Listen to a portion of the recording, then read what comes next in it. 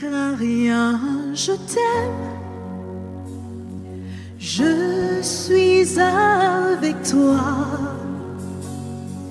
Promesse suprême qui soutient ma foi.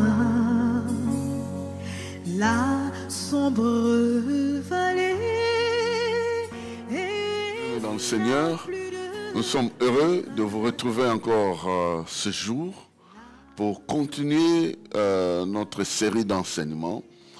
Et nous savons que vous êtes nombreux à nous avoir contactés pour apprécier que nous parlions encore davantage sur ce sujet de l'intelligence de l'émergence.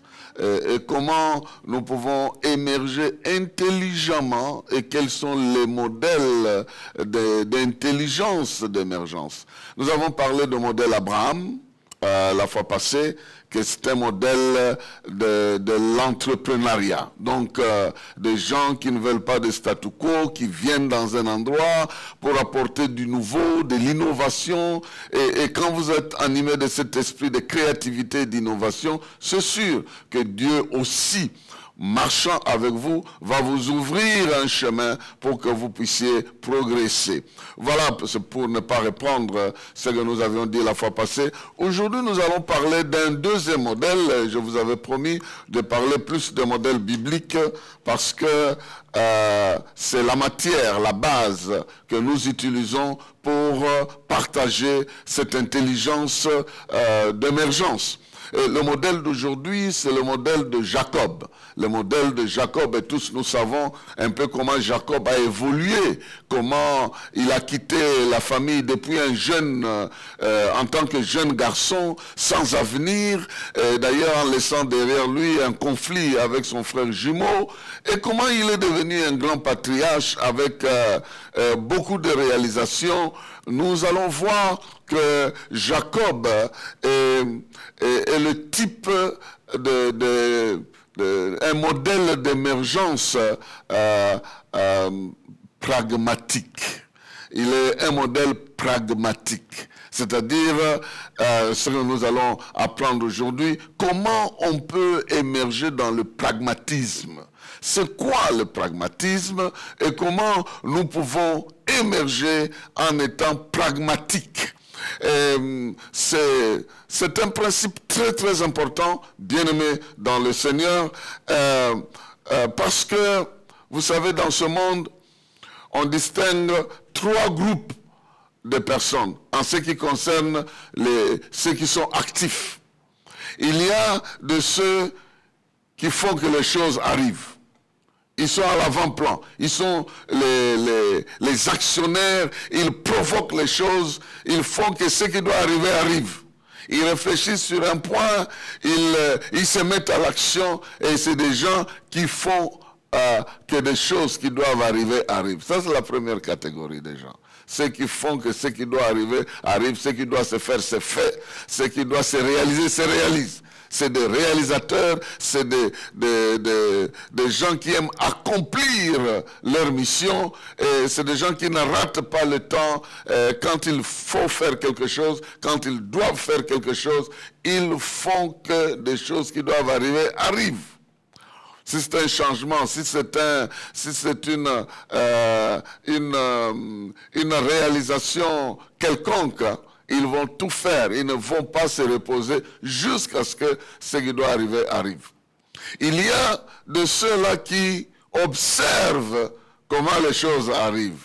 Ils sont des grands observateurs. Ils ne sont pas des acteurs, mais ils peuvent vous raconter comment les choses sont arrivées.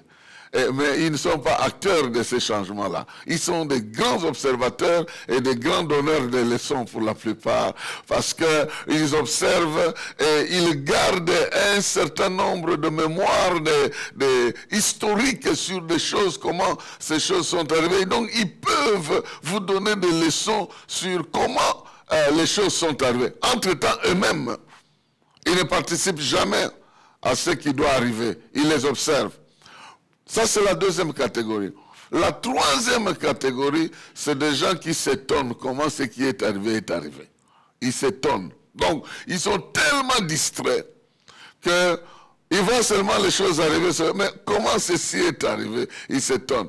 Les pragmatiques sont dans la première catégorie. C'est des gens qui font tout pour que ce qui doit arriver arrive. Ils ne se donneront pas du repos s'ils savent que Dieu m'a promis. Il sait que Dieu m'a dit que je deviendrai ceci ou cela. Il ne va pas se reposer, oh oui, Dieu a dit, hein, on attend quand le moment viendra. Non, non. Il observe le temps. Il se pose la question, est-ce que ce que Dieu a dit, ce n'est pas maintenant que je dois faire? Pratiquement, qu'est-ce que je dois commencer par où et je dois terminer par où? Dans la pratique. Ils sont dans la pratique et ils ne laissent pas passer du temps parce que dès qu'il y a un problème, ils entrent en action pratiquement. Je vais revenir avec quelques exemples en ce qui concerne Jacob parce que nous parlons de lui. Mais ici, en entrée déjà de matière, j'aimerais dire que il y a des gens comme ça, ils observent les choses venir. Ils ne sont pas à l'avant-plan, ils observent ceux qui doivent poser des actes. Vous savez que même à l'église, à l'époque des apôtres, Paul était un leader pragmatique. Vous allez le voir en Asie, lui seul, en train d'ouvrir des églises, alors qu'il y avait 12 autres apôtres concentrés à Jérusalem. Calme, en train d'observer comment les choses sont en train de se passer, d'apprendre des nouvelles ici et là, et Paul retournait pour faire des rapports. Lui seul.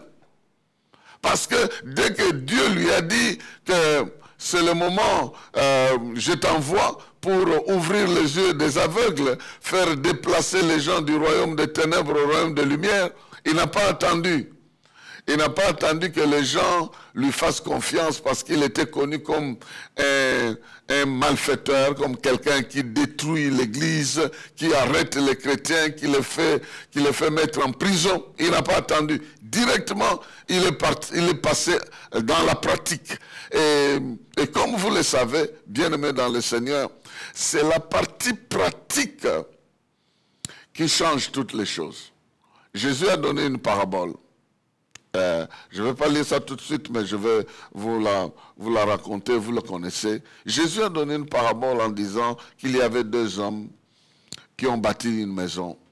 Chacun une maison, je voulais dire. Il y en a un qui a bâti carrément la maison sur le sable, mais un autre, il a creusé, il a vu une fondation, une pierre, il a bâti la maison sur la pierre. Et quand les inondations sont venues, les intempéries ont frappé sur ces maisons, la maison qui était sur le sable a disparu, mais la maison qui était bâtie sur le fondement a résisté.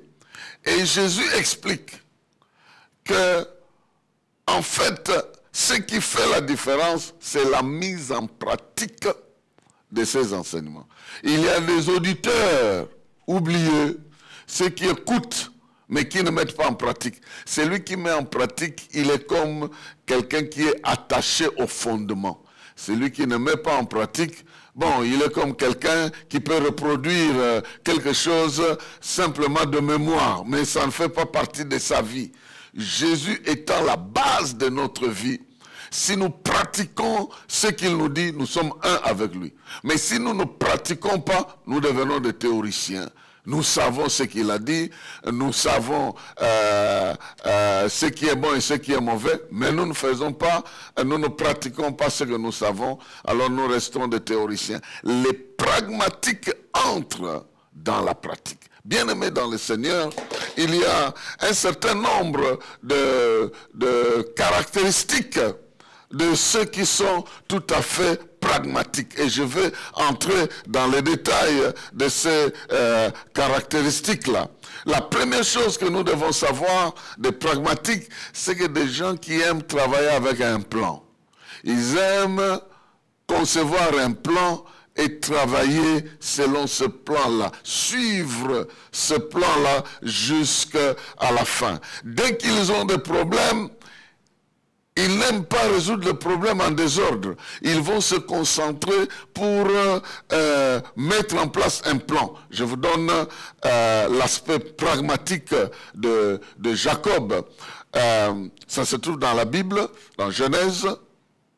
Genèse, nous lisons au chapitre 30. Et c'est Dieu qui l'envoie sur le chemin du pragmatisme. Genèse chapitre 30. Il dit au verset 26, je suis dans Genèse 30, « Donne-moi mes femmes et mes enfants pour lesquels j'ai été servi et je m'en irai, car tu sais quel service j'ai fait pour toi. » Laban lui dit, « Puissais-je trouver grâce à tes yeux? Je vois bien que l'Éternel m'a béni à cause de toi. Fixe-moi ton salaire et je te le donnerai. » Jacob lui dit, « Tu sais comment je t'ai servi et ce qu'est devenu ton troupeau avec moi. Car le peu que tu avais avant moi s'est beaucoup accru et l'Éternel t'a béni sur mes pas. Maintenant, quand travaillerai-je aussi pour ma maison? » Laban dit, « Que te donnerai-je? » Et Jacob répondit, « Tu ne me donneras rien. Si tu consens à ce que je veux te dire, je ferai paître encore ton troupeau et je le garderai. Je parcourrai aujourd'hui tout ton troupeau, mais à part. Parmi les brebis, tout agneau tacheté et marqueté, et tout agneau noir, et parmi les chèvres, tout ce qui est marqueté et tacheté. Ça sera mon salaire. Ma droiture répondra pour moi demain. Quand tu viendras voir mon salaire, tout ce qui ne sera pas tacheté et marqueté parmi les chèvres et noir parmi les agneaux, ce sera de ma part un vol. » Laban dit, eh bien, qu'il en soit ici selon ta parole. Je m'arrête d'abord ici. Jacob était un pragmatique qui a échoué au départ. Parce que, imaginez-vous, le patron lui demande quel est ton salaire, oh non, la femme. Donc la première fois qu'il entre en jeu pour travailler, on demande quel salaire on va te donner. Il dit non, moi je ne demande pas un salaire, je vais travailler pour la femme. dit, ok, tu vas travailler 7 ans, on va te donner une femme. Il était pratique. Donc, il aimait tellement une femme qu'il a décidé de bosser 7 ans pour avoir la femme. On a accepté le premier contrat de travail de 7 ans, salaire femme, qui s'appelle Rachel. Maintenant, il a commencé à bosser et on programme déjà le mariage. Et le jour du mariage, on lui amène femme. On lui amène femme. Après avoir bossé 7 ans, on lui amène femme. Et la femme qui reçoit son salaire, il se réveille le matin, bon, je ne sais pas expliquer tout le reste là, je ne sais pas comment, même par la voix ou quoi, il n'a pas compris. Le matin, il se rend compte que femme en question, c'est pas Rachel, c'est Léa. Il a bossé 7 ans. Et comme salaire, femme, lui-même a demandé. Je vais bosser 7 ans pour la femme. Mais on le dit dans la coutume d'ici, on ne donne pas la petite sœur avant la grande sœur. On estimait que pendant les 7 ans que tu vas travailler là-bas, peut-être que la grande sœur va se marier. Elle n'a pas trouvé le mariage. Alors en tout cas, on devait te la donner. Mais si tu veux encore, celle-là bosse pendant 7 autres années. Il a bossé, le monsieur a bossé 7 autres années pour Rachel qu'il aimait. Parce que les 7 années antérieures, la coutume a englouti ça. C'est des choses qui nous arrivent dans la vie. Vous travaillez, vous ne gagnez rien et pourtant c'est la coutume. C'est des pratiques ancestrales, des choses comme ça qui vous ruinent votre économie, mais vous ne vous rendez pas compte. Vous bossez trop, vous ne gagnez rien et pourtant tout ça est récupéré d'une manière ou d'une autre par des pratiques par lesquelles peut-être tu es passé, tu ne sais pas. Mais ce n'est pas la matière d'aujourd'hui. La matière d'aujourd'hui, c'est qu'après avoir travaillé 14 années, il s'est dit non, finalement, je dois partir. Mais le monsieur fait déjà les calculs. comme il était un peu rusé, il fait déjà les calculs et il vérifie dans les troupeaux, il trouve qu'il y avait beaucoup de brebis tachetées et de chèvres aussi qui avaient des taches.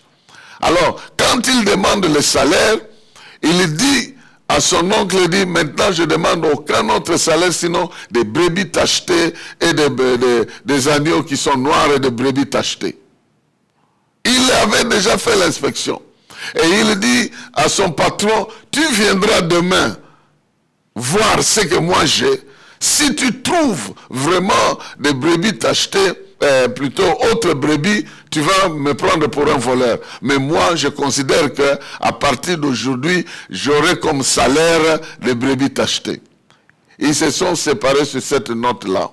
Le lendemain matin, ils ne savaient pas que cette nuit, le boss, l'oncle, le patron, le beau-père, est passé là où il avait gardé les troupeaux. La nuit, ils ont récupéré tout ce qui était tacheté, tout ce qui avait des rayures, ils ont sorti ça, ils ont amené ça à plus de 5 kilomètres de cet endroit-là. Ils sont allés cacher ça là-bas.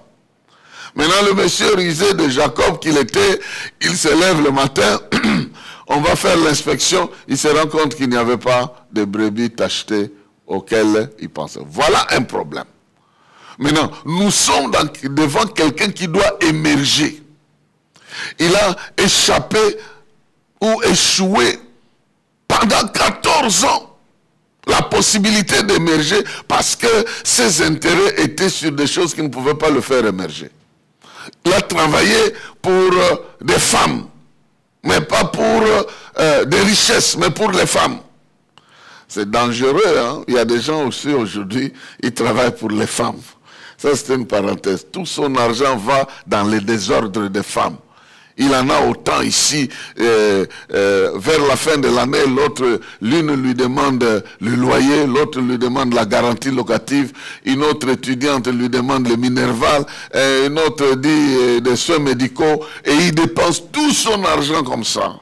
Et finalement, sa propre famille ne sait rien bénéficier parce qu'il dilapide. Ça, c'est une parenthèse, et je la ferme aussi rapidement que possible.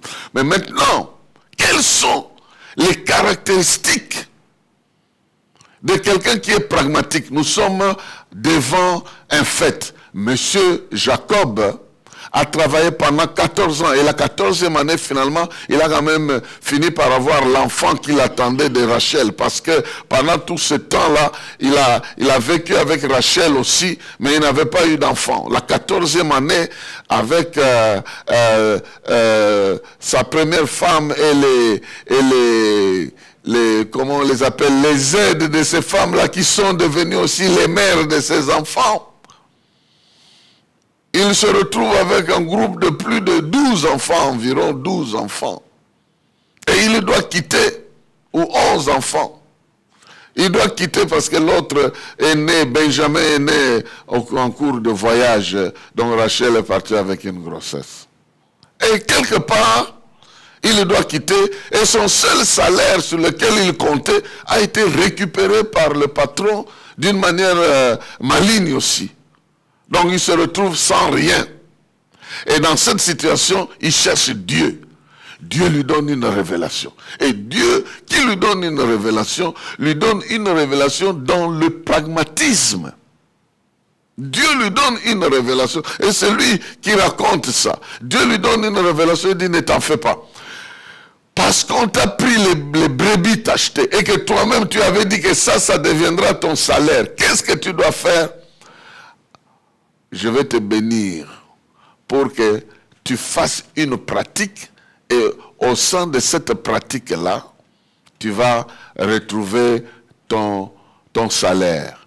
Lorsque les brebis viendront boire, en ce moment-là, les brebis entrent en chaleur, donc les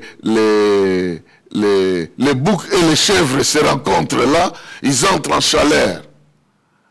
Les agneaux et les brebis et tout ça, les bêtes mâles, femelles entrent en chaleur. Et toi, qu'est-ce que tu dois faire? Tu dois prendre des arbres tachetés, des arbres tachetés, tu les mets dans l'eau. Tu les mets dans l'eau. Tu les mets dans l'eau, de sorte que lorsque les brebis viennent boire, ils ont devant eux des choses tachetées. Mais c'est à l'occasion où ils boivent, où ils se connectent mâle-femelle, et devant eux, il y a ces taches-là. Ça va rentrer dans les systèmes. Je n'entre pas dans ces aspects mystérieux de la révélation, mais seulement c'est comme quelque chose en face de toi pendant que tu conçois quelque chose que tu dois mettre au monde. Ce qui préoccupe tes pensées vont affecter ce que tu dois accoucher, en quelque sorte. Le pragmatisme part de ce fait-là. Donc, tu es concentré sur un aspect. Et cet aspect-là affecte ton système de réflexion. Et quand tu agis en fonction de ce qui... Donc, en quelque sorte, tu mets en pratique ce que ta vision a saisi. Ce que ton esprit a saisi, tu mets ça en pratique. Et Jésus disait, les paroles que je vous donne, vous les mettez en pratique. Quand les paroles que je vous donne remplissent votre esprit, votre pensée, vous mettez ça en pratique, vous êtes en train d'importer l'image qui est devant vous pour que ça devienne une réalité dans votre vie. Si tu es vaillant héros, selon la parole de Dieu, Dieu te dit tu es vaillant héros, et tu gardes cet aspect de vaillant héros en toi, et tu commences à poser des actes comme un vaillant héros, en réalité tu arrives sur le terrain des vaillants héros. Donc tu pars d'une image qui affecte ton raisonnement et tu le mets en pratique. Et d'abord c'est passé chez Jacob, Dieu lui a montré la scène. Il lui a fait voir dans une vision que les brebis tachetées étaient en train de s'accoupler. Non, plutôt, les brebis, et les mâles et les femelles, les animaux, je voulais dire, étaient en train de s'accoupler devant les plantes qui étaient tachetées. Et en ce moment-là, ça affectait les petits qu'il mettait bas. Et Dieu lui dit, c'est ça la scène. Il a pris cette scène-là, il l'a mise en pratique. Il est allé faire exactement ce qu'il a vu dans la vision, sans passer à gauche ou à droite. Bien-aimé dans le Seigneur, je disais au départ que les pragmatiques, ils n'ont pas tellement peur des problèmes, mais ils aiment concevoir des projets, des programmes pour rencontrer ou faire face à ces défis de problèmes. Ils ont 4 caractéristiques très importantes. Premièrement, ils connaissent ce qui est mauvais et ils s'engagent à faire ce qui est bon. Ils savent très bien ce qui est mauvais et ils s'engagent à ce qui est bon. Qu'est-ce qui est mauvais? Ce qui est mauvais, c'est de ne rien faire. C'est ça qui est mauvais. Les gens qui sont pragmatiques, ils savent que ne rien faire, c'est mauvais. Rester oisif, c'est mauvais. Rester sans action, c'est mauvais. Ils savent bien ce qui est mauvais, alors ils s'engagent à l'opposé de ce qui est mauvais. Bien-aimés dans le Seigneur, les gens qui sont pragmatiques, ils sont opposés à l'oisiveté et très engagés à l'action. Ils vont toujours tenter. Même s'ils échouent à plusieurs reprises, ils tenteront jusqu'à ce qu'ils vont réussir. Souvent, nous savons ce qui est mauvais. Nous évitons ce qui est mauvais, mais nous ne sommes pas engagés à ce qui est bon. Nous sommes simplement engagés à éviter ce qui est mauvais, sans nous engager résolument à ce qui est bon. Qu'est-ce que je veux dire par là? Nous savons qu'être oisif, c'est mauvais.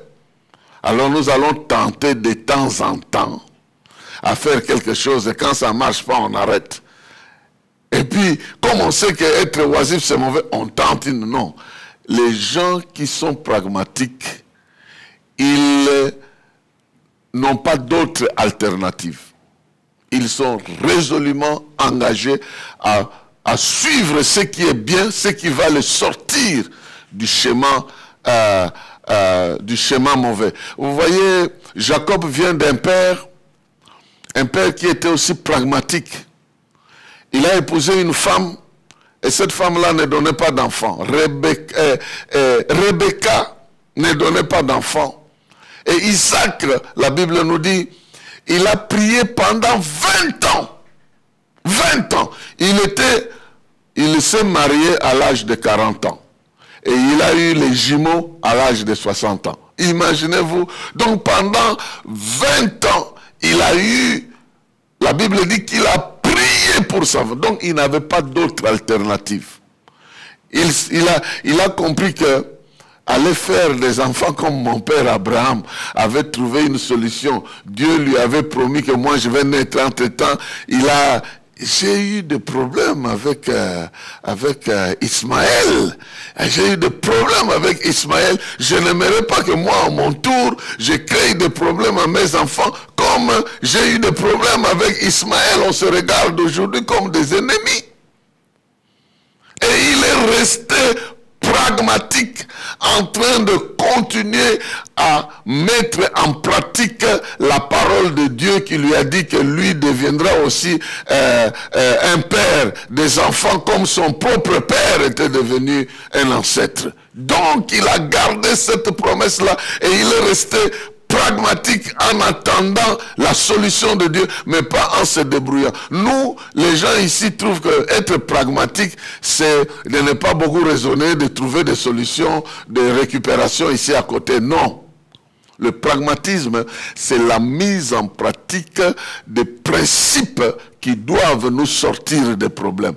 Pas la résolution d'un problème par n'importe quel moyen. Il y a des gens qui pensent qu'est-ce qu'être pragmatique. Tu as faim, tu regardes à gauche, à droite, tu ne trouves pas dans ta poche à manger, mais tu trouves dans la poche d'autrui. Bien, tu piques ça dans la poche d'autrui et puis tu résous le problème. C'est ça être pragmatique. Non. Le pragmatisme dont on parle ici, c'est l'application des règles et des principes qui sont équitables, qui ont des valeurs éthiques considérables afin d'obtenir la solution. On reste pragmatique, attaché au principe jusqu'à ce que ce principe nous amène, cette pratique nous amène à la solution. Donc la première chose, ceux qui sont pragmatiques, ils reconnaissent ce qui est mauvais, mais il s'engage résolument à faire ce qui est bon. Voyez-vous, quand Jacob devait rencontrer son frère Ésaü, il savait qu'on lui a dit Ésaü est là en train de venir avec 400 hommes armés. Ésaü à la tête d'une armée. Lui, il avait des enfants, une douzaine d'enfants avec des femmes et des brebis. Il n'était pas autant armé que son frère. La Bible dit qu'il a commencé à trembler. Mais comme c'est un pragmatique, il doit trouver une solution. Il ne va pas fuir. Il n'est pas rentré chez là-bas pour dire j'ajourne mon séjour. Non! Il est resté pragmatique. Et comme c'est Dieu qui lui a promis de le garder, de le sauver, il est resté en train de prier ce Dieu-là. La Bible dit qu'il a passé le temps à lutter avec un homme qui était devant lui. Tout en lui disant, je ne te laisse pas partir jusqu'à ce que tu me bénisses. Les pragmatiques sont des jusqu'au-boutistes. Donc ils ne peuvent pas laisser ce qui est bien, la pratique de ce qui est bien, jusqu'à ce qu'ils trouvent la solution. Nous avons besoin de gens comme ça. Il y a des gens, vous lui posez la question, comment tu as réussi dans tes affaires? Il va te dire qu'il avait échoué plusieurs fois. Mais il a gardé la détermination de continuer toujours à s'exposer à ce danger-là, jusqu'à ce que un jour, ce qu'il attendait est arrivé. Nous avons des gens qui abandonnent en cours de route. Nous avons beaucoup de gens qui tâtonnent. Il va à Dubaï aujourd'hui, il revient, il consomme le capital. Ah non, ça a été côté. Il retourne dans une autre affaire, il consomme le capital. Ah non, il entre dans les wewa, et les wewa-lisent. Il entre dans les ketch-lisent. Donc, tout ça, ketch disparaît, wewa disparaît, ainsi de suite. Et puis, en tâtonnant comme ça, il se met à accuser Dieu en disant non, je crois que non, ici Dieu ne travaille pas. Il y a même un frère qui m'a appelé et dit, je suis sûr que je suis maudit. Pourquoi? Ah non, mais la chance ne me sourit pas. Je dis, toi tu es dans une époque où tu veux que la chance puisse te sourire. Tu te limites simplement au sourire de la chance. Nous, on ne cherche même pas le sourire de la chance. Nous voulons nous-mêmes être dans la joie parce que Dieu nous aura bénis. On ne tente pas à gauche et à droite. Bien-aimé dans le Seigneur, Jacob a émergé dans le pragmatisme. Et Jacob a mis du temps pour s'engager résolument à ce qui devait être la voie pratique de la solution pour ce problème. Donc, première caractéristique de ces gens, ils ont la détermination de suivre la voie solution, quoi qu'il en soit, et ils tournent le dos à tout ce qui est mauvais, à tout ce qui ne peut pas les amener à cette solution-là. Ça, c'est la première chose. La deuxième chose, ils discernent, ils prennent le temps de discerner les bonnes choses qu'ils doivent pratiquer. Et ils les pratiquent. Ils prennent le temps d'analyser, de contre-analyser ces choses-là. Et ils les mettent en pratique. Ils suivent ces voies-là. Ils les analysent. Ils discernent ce qui est bon dans ce qu'ils doivent faire. Jacob arrive à un niveau où il doit nécessairement rencontrer son frère, comme je le disais. Il lutte et exige à l'homme avec qui il était de ne pas le laisser partir comme ça, de lui donner la bénédiction. C'est alors que l'homme changera son nom. Il était Jacob, il devient Israël. Et il dit, tu as lutté, pas contre Dieu, mais avec Dieu. Et tu as réussi. Il y a des gens qui pensent que cette bagarre-là était vraiment, on se donne des coups et on reçoit le coup. C'est une lutte de besoin et d'exaucement. C'est un combat, le mot combat ici est un peu presque malvenu parce que il s'agit d'une manière de négocier avec Dieu son avenir par rapport à son passé qui est mauvais, par rapport aux choses du passé qui le rattrapent. Il a volé en quelque sorte.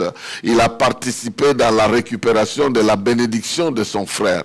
Consciemment, sa mère lui a fait porter une tenue pour dérober la bénédiction de son frère. Et lui-même avait un jour, au lieu de partager sa nourriture avec son frère, il a exigé que son frère lui donne le droit de naître avant qu'il ne partage la nourriture avec. Et son frère venait de la chasse et je suis sûr qu'il a mangé la viande que son frère a amenée de la chasse.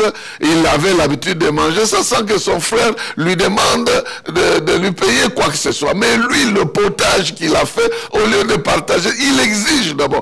Donc, tout ce mal-là qu'il a posé, l'a poursuivi en quelque sorte. Et il était devant les conséquences des mauvaises choses qu'il a faites devant. Et il n'a pas fui ça. Il a fait face à ça avec Dieu. Il a lutté avec ça, demandant pardon, demandant à Dieu de lui donner la grâce de transcender toutes ces choses-là. C'est là, cette lutte-là, il ne s'agit pas de se donner de coups et puis non. Et puis, cette lutte s'est passée, passez-moi l'expression, dans un monde où on a la visibilité du monde spirituel. il avait devant lui un homme, et lui aussi était un homme, et ils étaient en train de discuter, d'argumenter, jusqu'à ce qu'il a tenu cet homme-là. Et l'homme lui dit, bon, maintenant laisse-moi partir, je ne peux pas te laisser, jusqu'à ce que tu me bénis. Il y a des gens qui disent, non, akolaki était, Dieu s'est présenté, soit par le canal d'un ange, soit par lui-même, comme il en avait l'habitude, comme il a rencontré Abraham, il s'est présenté sous forme humaine. Et dans cette dimension-là, le pragmatique a tellement lutté avec lui jusqu'à ce qu'il reçoive la bénédiction. L'homme était obligé de charger l'emboîture de Jacob, de le presser pour qu'il arrive à le laisser. Imaginez-vous. Saül a osé le faire avec Samuel.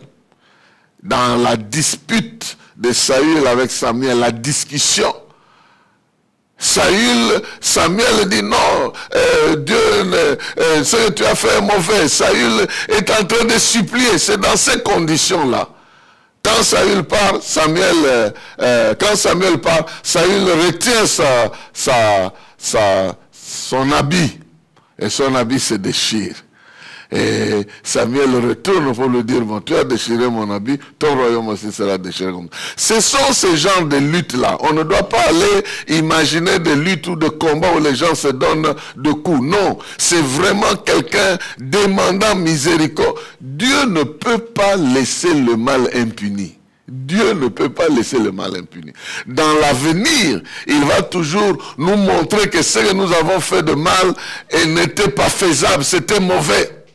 Il va nous faire sentir ça. Saül, Saul de Tarse a senti ça. Des fois, dans des villes, on le récupérait, on le rosse sérieusement. Mais lui, dans tout ça, il va dire, moi, j'ai même fait pire que ça. J'ai mis les gens en prison. Et il supportait ça. Donc, bien-aimés dans le Seigneur, dans le pragmatisme, nous pouvons être devant des problèmes graves. Si nous laissons les problèmes nous dominer, nous allons disparaître. Mais si nous résistons, continuons, parce que nous croyons que la solution nous viendra de là, Dieu finira par nous accorder la solution. Bien-aimés dans le Seigneur, ne lâchons pas le travail parce que l'économie ne marche pas, parce que si nous savons que Dieu nous bénira par le travail, n'abandonnons pas le travail. Gardons, aujourd'hui ça ne paye pas bien, demain ça payera bien, parce que nous n'avons pas d'autre alternative que de travailler. Il y a des gens qui pensent que, il y a même une maman qui m'a dit, ngai musala wana nazoko wanangate, na bandika ko investir na Nzambe, ceux qui n'ont mbongo na tiango na mabonza. Et maintenant son enfant était malade. Eh bien, il avait des problèmes pour résoudre ce problème-là. Alors elle m'a appelé, elle dit, oh.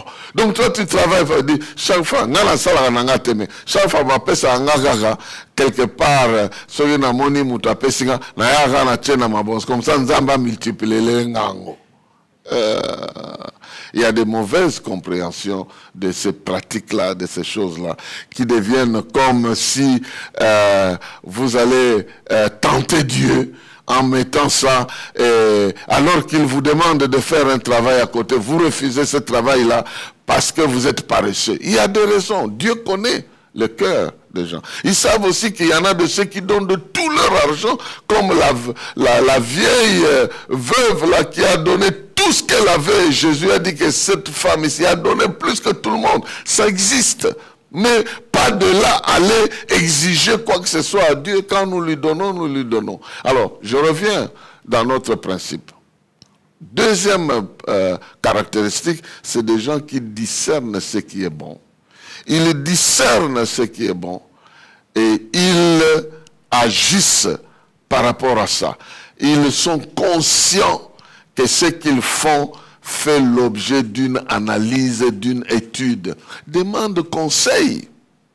Si tu n'es pas expert dans ce domaine-là, va demander conseil pour discerner les choses que tu fais, si ça va amener à une émergence, à une multiplication. Je prie que Dieu te multiplie ce que tu es en train de faire de bon, afin que tu émerges. Troisième caractéristique, c'est des gens qui créent la crédibilité dans leur vie en apportant la solution dans la vie des autres. En quelque sorte, ils affectent la vie des autres en leur apportant la solution. Et en faisant cela, ils deviennent crédibles aux yeux des autres. C'est comme ça qu'ils émergent. Ils sont pragmatiques. Ils savent que si j'aide quelqu'un, ma relation avec cette personne-là permettra que la personne me fasse confiance. Mais si je roule cette personne-là, eh bien, je vais détruire ma relation, il ne me fera plus confiance pour la suite. Je connais un pasteur qui soutenait que, vous savez, au Congo, souvent on ne fait pas des affaires, on fait des coups.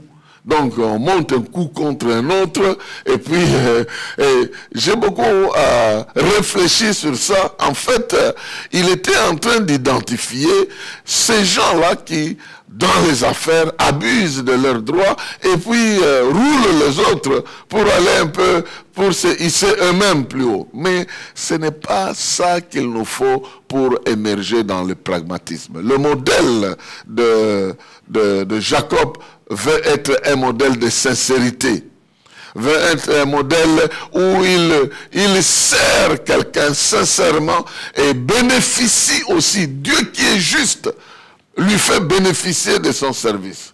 Il rend ce témoignage-là au chapitre 31 de Genèse, en train de dire que Dieu a vu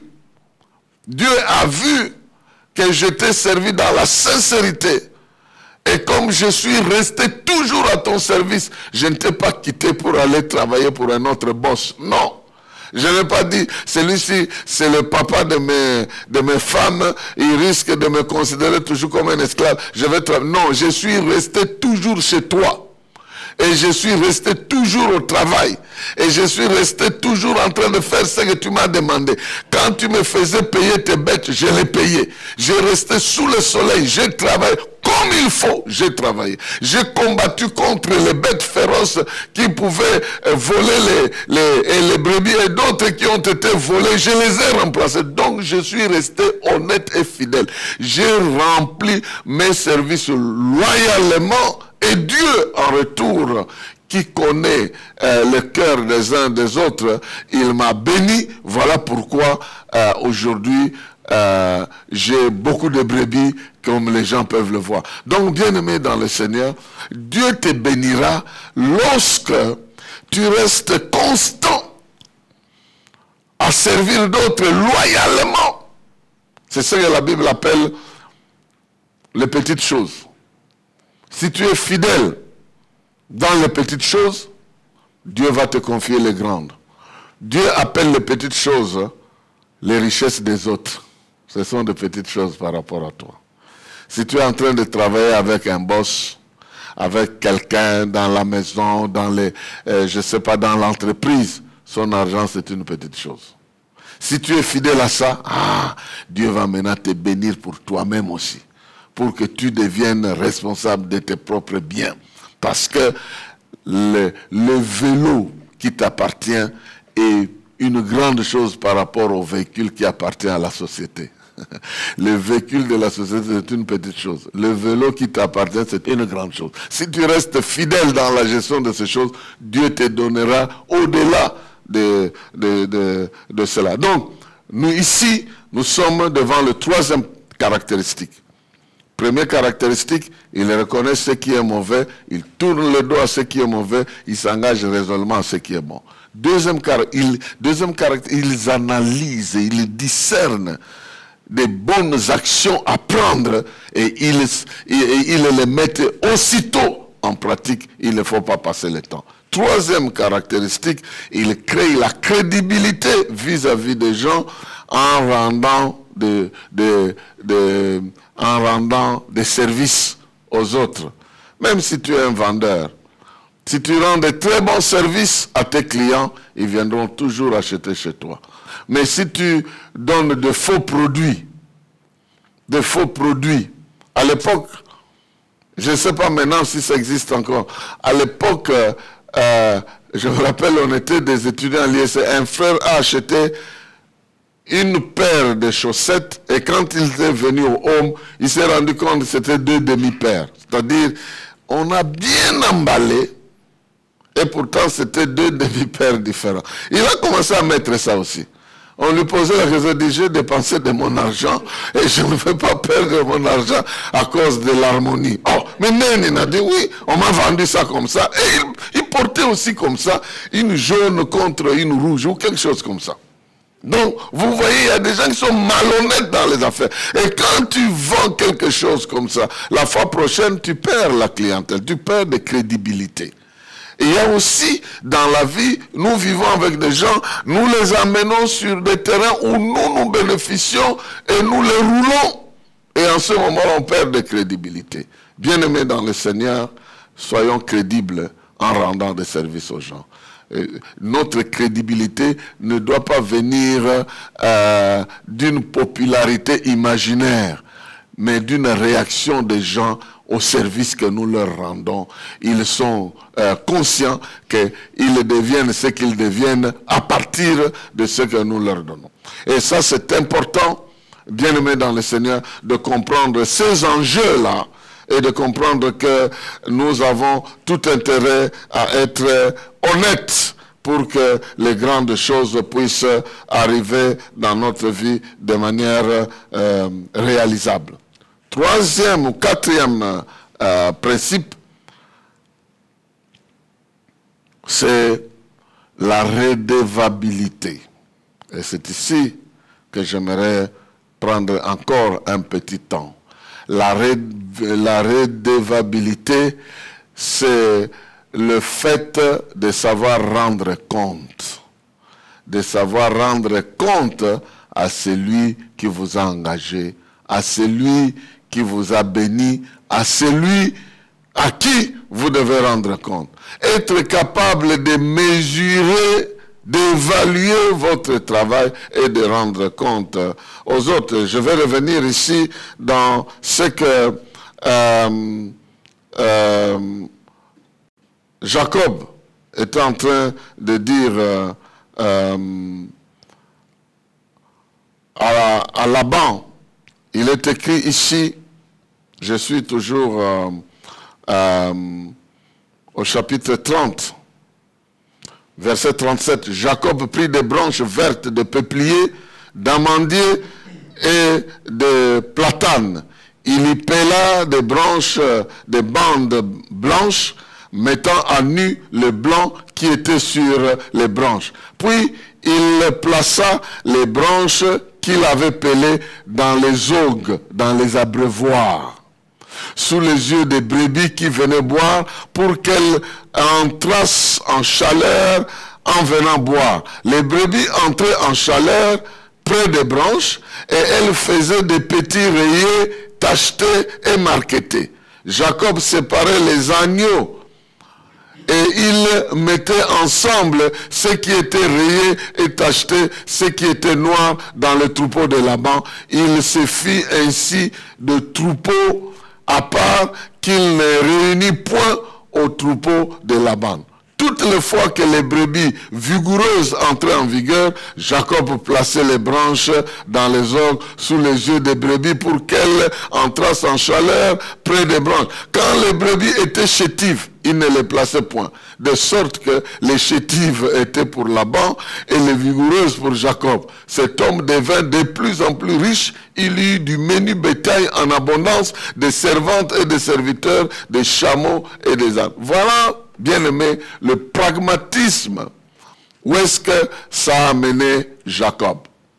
Jacob est devenu très riche en 6 ans.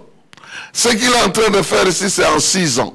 Il a travaillé pendant 20 ans, 14 ans pour les femmes, mais 6 ans pour cette pratique ici. Il est devenu plus riche que son patron.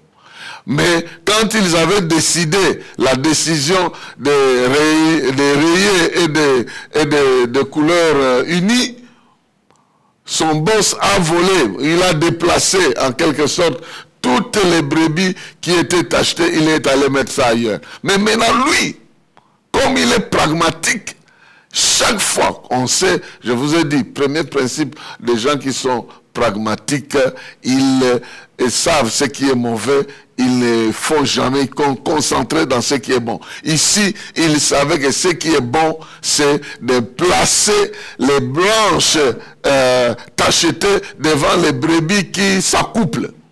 Et puis,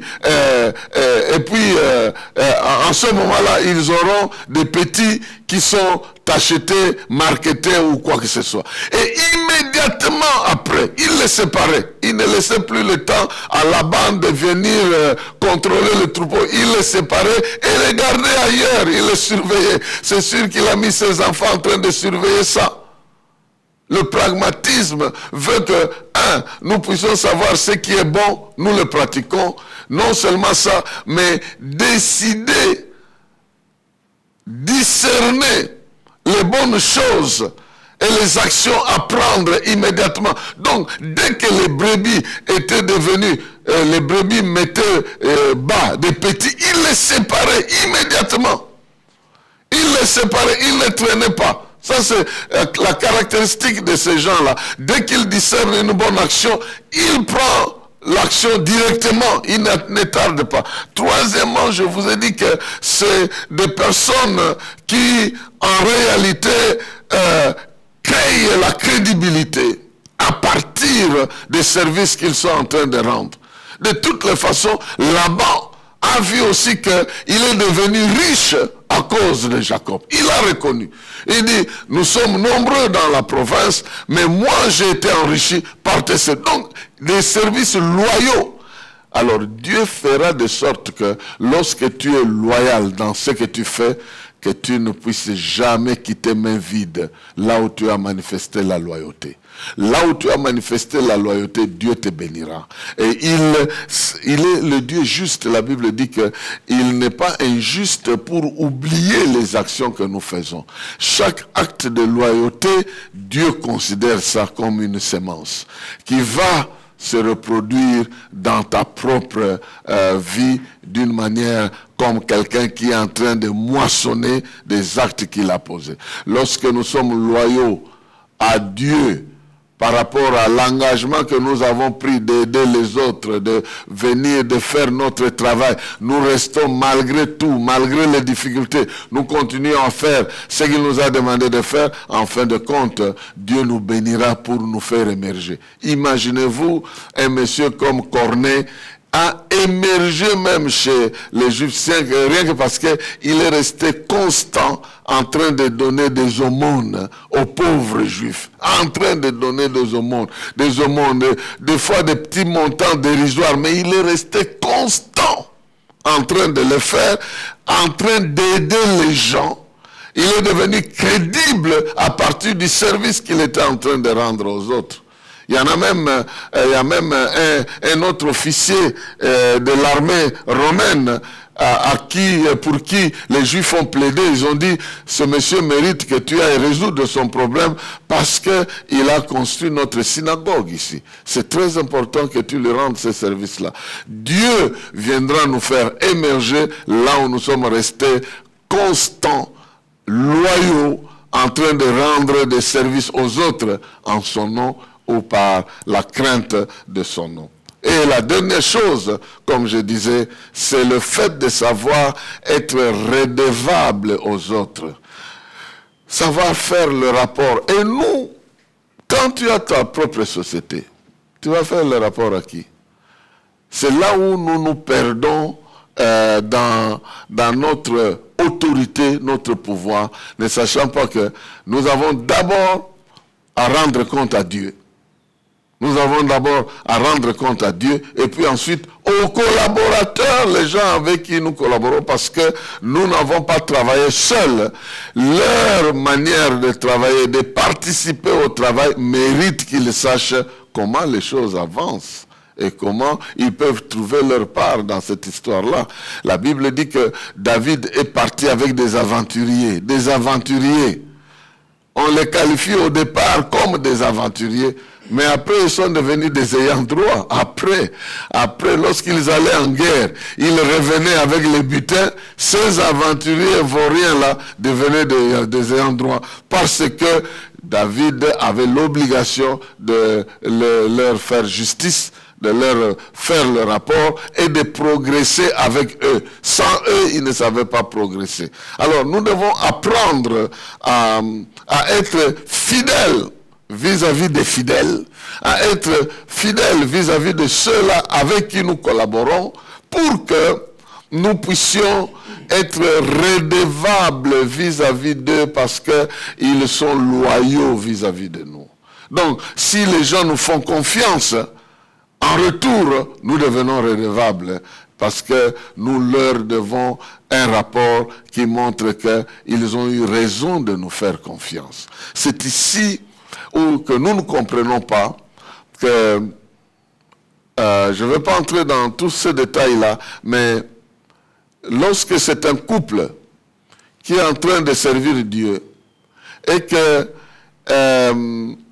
il n'y a pas de clarté dans ce qui est en train de se faire, l'homme fait des affaires dans lesquelles la femme n'a aucune connaissance. Et si elle est consciente que l'homme est en train de dilapider ces choses-là ailleurs, elle peut commencer à pleurer. Et la Bible dit que Dieu verra les pleurs de la femme, il va bloquer les affaires de l'homme. Donc, en quelque sorte, lorsque nous nous sentons chefs de nous-mêmes, on n'est redevable à personne. En ce moment-là, nous n'allons pas progresser. Mais lorsque nous, même par motif de conscience, nous savons que nous devons être ouverts par rapport aux gens avec qui on travaille. C'est pourquoi on produit des rapports financiers, on produit ce rapport-là. Tout le monde qui travaille dans la gestion sait que on a gagné autant, on a perdu autant et tout ça. Toi-même, tu as l'habitude de faire le rapport de tes propres affaires. Et devant Dieu qui te bénit, moi j'ai vu ça pour la première fois en Corée du Sud. Je suis allé, je vais terminer par cet exemple-là. Je suis allé en Corée du Sud. Il y a une église de Paul Yong-Cho qui ont des grottes dans les montagnes où ils vont prier. Et je suis allé là-bas. Il y avait des petits trucs de 1 mètre carré, 1 mètre sur 2. Donc quand tu entres là, tu es presque, si pas assis à genoux. Il n'y a pas assez d'espace. Et puis vous savez que les Coréens ne sont pas très grands de taille. Alors ce truc-là, c'est vraiment des petits machins là. Vous entrez là, vous entrez courbé et vous devez rester à genoux. Dans ma grotte là où je devais entrer, j'ai entendu un monsieur en train de parler à haute voix. Je suis arrivé à 8 heures. Moi-même, j'ai prié jusqu'à midi. Le monsieur continue à parler. Je suis sorti, j'ai pris un petit rafraîchissement. Il y a un endroit où vous prenez. Et puis je suis retourné 1 heure après. Le monsieur était toujours là. Je suis entré à 8 heures. À 16 heures, je suis sorti. Le monsieur était là. Je dis non. Moi, je vais attendre ce monsieur-là. Je dois voir c'est qui le monsieur, comment il est resté là. Et puis il est venu prendre un petit café. Je pose la question, monsieur, vous étiez là à quelle heure? Il me dit à 6 heures. Et puis, je dis, mais il est 20 heures. Donc, de 6 heures à 20 heures, tu étais toujours là. Il dit oui. Il me pose la question, tu es chrétien? Je dis oui. Il dit, qu'est-ce que tu sentirais lorsque tu es béni et tu fais le rapport à ton chef qui t'a envoyé en mission? Je dis, je vais me sentir dans la joie. Il dit oui. La joie aussi est mienne. Il a retroussé son pantalon. Il avait une jambe artificielle. Il avait, comment on appelle ça, une prothèse. Il avait ça. Il me dit, lors de la guerre de Corée, j'étais militaire. J'ai eu des balles et j'ai perdu ma jambe. Ma femme m'a laissé avec 3 enfants. Ils sont partis. J'étais dans la rue. L'armée m'avait abandonné. Pendant que j'étais dans la rue, quelqu'un est venu me parler de Jésus-Christ. qu'il pouvait non seulement me sauver de mes péchés, de mes douleurs, de mes malheurs, mais me sauver aussi de la pauvreté. Je dis, ah bon? Il dit, oui. Alors, ils m'ont amené à l'église, et ils m'ont aidé à avoir une prothèse à l'église. Ils m'ont dit, qu'est-ce que je peux faire? J'ai prié. Le Seigneur m'a dit, tu peux commencer à vendre du sel. J'ai commencé à vendre du sel. J'ai vendu tellement du sel que mon entreprise commençait à exporter du sel. Ma femme est revenue avec mes enfants. Le foyer était heureux. Mais j'ai commencé à déconner. Quand j'avais maintenant beaucoup de moyens, j'ai commencé à déconner. Ma femme, là, j'ai commencé à la vilipender aussi parce qu'elle aussi m'avait abandonné. Donc, je lui retourné la monnaie de sa pièce et tout ça. Et, à un moment donné, il s'est fait qu'il y a eu une inondation à Séoul. Une grosse pluie, une inondation, et comme je vendais du sel, vous pouvez vous imaginer, en une nuit, toute la quantité de mon sel a disparu. Je suis resté avec des dettes, avec des commandes que je ne savais pas livrer, et des dettes et tout ça. C'est par là que j'ai compris que je dois être redevable à Dieu. Je lui ai dit, si tu me retournes dans mes économies, je vais te rendre. Donc lui est mon premier patron. Aujourd'hui, je suis venu lui présenter mes bilans. Je suis venu lui montrer que je participe à la mission. Il m'a même dit qu'il sponsorisait un missionnaire en Zambie, en Afrique. Toute la famille est là, en train de prêcher. C'est lui qui paye tout. Alors, il m'a montré que donc il y a des mois où je ne donnais pas de dîmes. J'étais en fraude, donc je devais demander pardon à Dieu, sinon il risque de me faire disparaître encore une fois de plus. Donc, il est devenu redevable, mais pragmatique. Bien-aimé dans le Seigneur, le pragmatisme dans le domaine comme modèle d'émergence peut nous aider à appliquer les règles, à rester dans l'application des règles, à rester constant dans l'application des règles jusqu'à ce que nous puissions voir clair dans nos affaires. Nous avons donc reçu l'exemple de Jacob et le dernier texte dont je parlais, que je n'ai pas pu lire, il est au chapitre 31, le verset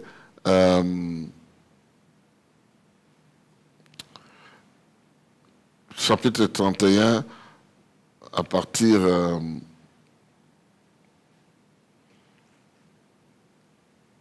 du verset 36. Jacob a quitté son boss, mais il a quitté sans l'avertir. Il a fui. Donc il a pris ses enfants, il a fui. Les pragmatiques, c'est leur mauvais côté. C'est des fois, ils font des calculs.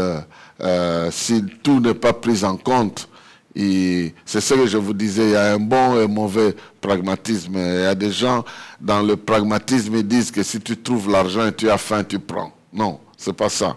Il a pris et puis il a fui. Il a fui et il s'est fait rattraper par Laban qui l'avait poursuivi. Et maintenant, ils se sont échangés. Au verset 37, il est en train de dire, parce que Laban avait perdu ses téraphim, c'est des petites idoles comme ça, qui, coutumièrement parlant, ça reflète les richesses de la famille, ou les dieux des richesses. Et puis une de ses filles avait piqué ça et parti avec. Elle dit, quand tu as fouillé tous mes effets, qu'as-tu trouvé des effets de ta maison? Produis-les ici devant mes frères et tes frères, et qu'ils prononcent entre nous deux. Alors il va tout droit dans le résumé. Voilà 20 ans que j'ai passé chez toi. Tes brebis et tes chèvres n'ont point avorté, et je n'ai point mangé les brebis de ton troupeau. Je ne t'ai point rapporté les bêtes déchirées. J'en ai payé le dommage. Et et tu me redemandais, je m'excuse, tu me redemandais ce que me volait de jour et ce qu'on me volait de nuit. La chaleur me dévorait pendant le jour et le froid pendant la nuit et le sommeil fouillait mes yeux. Voilà 20 ans que j'ai passé dans ta maison. Je t'ai servi 14 ans pour tes 2 filles et 6 ans pour ton troupeau et tu as changé 10 fois mon salaire. Si je n'eusse pas eu pour moi le Dieu de mon père, le Dieu d'Abraham, celui qui craint Isaac, tu m'aurais maintenant renvoyé à vide. Dieu a vu ma souffrance et le travail de mes mains et hier il a prononcé son jugement. Les pragmatiques savent que lorsque je mets en pratique les principes, il y a un Dieu dans le ciel qui voit et qui finira par bénir mes efforts. Bien-aimés dans le Seigneur, nous avons maintenant 2 modèles d'émergence. Le modèle d'Abraham, l'entrepreneur. Celui qui vient avec l'innovation sur terrain. Et le modèle de Jacob, celui qui n'a rien au départ. Les parents ne lui ont rien donné. Il va commencer avec sa propre entreprise, ses propres efforts. Abraham est sorti de ses parents avec quelque chose. Mais lui, Jacob, rien. Il a même fui. Il est allé chez son oncle. Vous voyez ici, il a travaillé 14 ans, salaire femme. En fait, ici, c'est lui-même qui a demandé ce salaire-là. Mais comme il était pragmatique, il est devenu riche. Il a été hissé parmi des gens riches. Il a même donné beaucoup de brebis à son frère Ésaü quand il l'a rencontré. Et celui-là va dire, non, moi aussi je suis béni, tu gardes tes biens toi-même. Bien-aimés, nous avons donc besoin d'appliquer tous ces principes dont je viens de parler ici. Si nous ne sommes pas dans la catégorie d'Abraham qui commence avec un capital que les parents lui ont laissé, nous pouvons commencer dans le pragmatisme avec Jacob qui commence nulle part, sinon avec des petits travaux. Et puis on le bénit, et puis Dieu lui inspire comment il doit multiplier ça. Il entre dans la pratique et il reste constant jusqu'à ce qu'il devienne ce que Dieu avait prévu qu'il devienne. Que Dieu te bénisse dans cette pratique et dans ta recherche de l'émergence au travers des modèles de ceux qui ont réussi et qui nous ont précédés. Alors nous allons prier. Bien-aimé, ne regarde pas tes origines faibles. Ne regarde pas la situation de tes parents qui ne t'ont rien donné du tout. Ne regarde pas ton environnement, ta vie. Jacob est allé seul. Il est revenu avec des biens, des enfants, des bénédictions, parce que Dieu était avec lui, mais il était pragmatique. Père Tout-Puissant, je prie pour mon frère. Celui-là qui est nulle part, il se voit seul, abandonné, sans moyens, sans possibilité. J'élève ma voix vers toi, le Dieu d'Abraham, le Dieu d'Isaac, le Dieu de Jacob. Libère ta puissance. Tu as dû aider ce jeune homme, Jacob, qui n'avait que les besoins des femmes dans sa tête. Jusqu'à un moment où tu l'as aidé à prendre sa destinée en main, quand il a commencé à avoir la responsabilité qui pesait sur lui. Seigneur, regarde mon frère, regarde ma soeur. Par la crainte de ton nom, il n'a pas voulu aller devenir débauché, il s'est marié, mais avec la charge du mariage, il a des enfants, mais il n'a rien. Seigneur, veux-tu ouvrir la porte de la révélation et aider cette personne dans le pragmatisme à avoir des possibilités pour devenir responsable. Non seulement se limiter au niveau de prendre ses responsabilités, mais émerger dans cette société. Nous ne sommes pas venus laisser les autres les accompagner, mais je bénis, toi qui m'entends, je te bénis au nom de Jésus, pour que des portes s'ouvrent dans ta vie, et que tu commences même petit, mais que tu ne restes jamais dans la petitesse, que tu évolues jusqu'à dépasser les limites de tout ce que tu avais dans tes pensées, et que Dieu t'élève, et que tu sois parmi ceux qui sont témoins de l'émergence dans le pragmatisme. Que Dieu te bénisse, et qu'il te fasse récupérer tout ce que les coutumes peuvent avoir volé, tout ce que les erreurs de la vie peuvent avoir causé dans ta vie, comme Jacob, qui s'est concentré sur des salaires qui ne pouvaient pas l'aider. Et pour tout ce que tu aurais perdu dans ta vie, tu as travaillé 20 ans, comme Jacob, 14 ans, il n'y a rien qu'on puisse voir dans ta vie, sinon des conséquences des erreurs. Mais que Dieu capitalise sa puissance dans ta vie afin que dans peu de temps, tu puisses émerger. Jésus est resté dans l'anonymat pendant 30 ans, mais dans 3 ans, il a posé des actes qui marquent le monde jusqu'à aujourd'hui. Que Dieu puisse te faire émerger et que tu sois pratique dans ce que tu dois faire et que tu sois résolument engagé dans les choses qui feront ton bonheur demain en abandonnant et recalant derrière ce qui peut faire ta honte demain. Ainsi tu es béni au nom de Jésus-Christ. Amen. Ne crains rien, je t'aime. Je suis avec toi. Promesse suprême qui soutient ma foi. La sombre vallée n'a plus de terreur. L'âme consolée, je marche avec mon Sauveur. Non, jamais tout seul. Non, jamais tout seul. Jésus, mon Sauveur, me garde. Jamais ne me laisse seul. Non, non, non, non, jamais tout seul. Non, jamais tout seul. Jésus, mon Sauveur, me garde. Je ne suis jamais tout seul. L'aube matinière ne lui qu'au beau jour.